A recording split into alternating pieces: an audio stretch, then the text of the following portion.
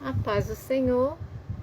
Eu postei um vídeo antigo sobre a Páscoa e eu queria dar continuidade a isso. Eu quero dar continuidade a isso. Então, nós sabemos que a instituição da Páscoa foi dita ao povo de hebreu quando estava no Egito, com a saída ali deles, que se deu com a última praga, a morte dos primogênitos.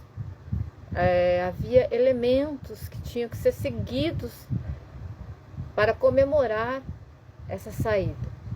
Oferecer um cordeiro novo, sem mancha, sem defeito. O sangue desse cordeiro deveria ser passado nos umbrais da porta, e esse cordeiro deveria ser cozido com ervas amargas, pão sem fermento. Eles deveriam não se sentar, estar de pé e vestidos como se estivesse pronto a sair dali. Essa foi a instituição da Páscoa. Mas com o passar do tempo, entre os povos pagãos, principalmente os germânicos, que vinha da descendência dos celtas ali, que depois vieram para a Inglaterra, eles, na mesma época que se comemorava a Páscoa dentro do catolicismo, sim, estamos falando do ano 300, porque a Páscoa vai ser inserida dentro do calendário católico apostólico romano no ano 325 com o Concílio de Nicéia. Até então não se comemorava a Páscoa. Não se comemorava a Páscoa. Mas entre os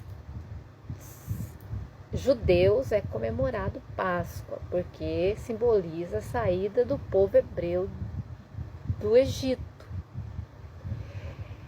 E esses judeus que se convertiam, de certa forma forçadamente, ao catolicismo, continuavam comemorando as suas festas escondidas.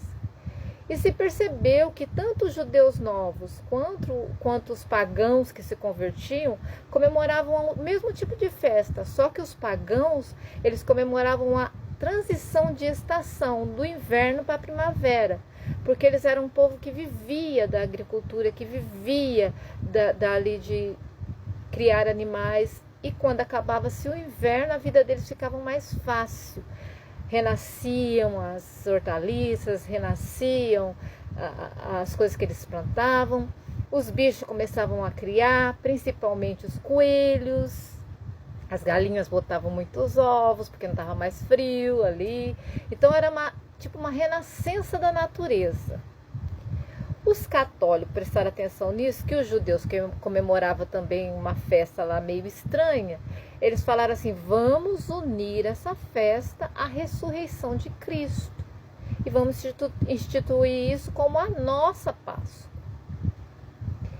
Então, em 325 vai se começar, dentro do catolicismo romano, a se comemorar a Páscoa no domingo, ali quando se encerra a quaresma, né? Tem a sexta-feira santa, tem o sábado de aleluia e tem o domingo de Páscoa. Unir o útil ao agradável, é o que a Igreja Católica sempre fez. Mas os pagãos que se convertiam aproveitaram que se inseriu dentro do cristianismo romano essa comemoração e continuaram, porque na festa pagã se adoravam deusas. Tem muitos nomes para essas deusas, mas o mais principal é Eoster, que vai soar Ostara, que tanto no alemão quanto no inglês significa Páscoa. Essas deusas, muitas estatuetas foram achadas pelos arqueólogos, elas eram feitas com ovos nas suas mãos e coelho aos seus pés, pois elas representavam a fertilidade, né? Ovos, coelhos, que é bicho que se reproduz mais que coelho, ovos, que significa nova vida. E então, os pagãos comemoravam essa transição de estações assim: eles pintavam os ovos, decoravam os ovos e ofereciam a outros, aos vizinhos. Era muito comum a prática de mulheres que queriam engravidar, enfeitar os seus ovos, desenhando esses temas, e oferecer a outras mulheres que já tinham muitos filhos, e essas que tinham muitos filhos ofereciam outros ovos a ela, e criou-se a imaginação que isso fazia com que ela gerasse. E também entre as crianças colocavam ovos decorados, ovos de galinha, tá, gente? Ovos.